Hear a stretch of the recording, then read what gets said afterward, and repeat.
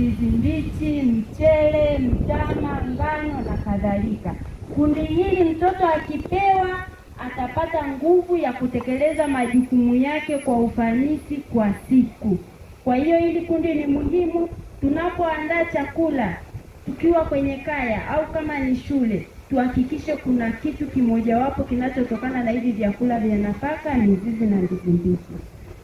Lakini changamoto iliyopo kwenye hili kundi la kwanza, jamii yetu kwa asilimia kubwa tunakoboa nafaka.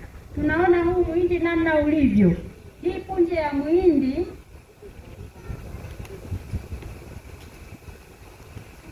Hii punje ya muhindi ndani yake kuna sehemu kubwa nyeupe, lakini ndani kuna kakiini kale kanjano na hili gamba la nje.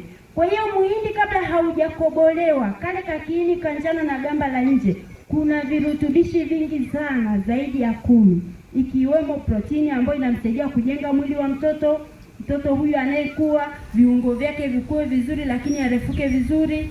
Kuna madini ya zinki ambayo yanasaidia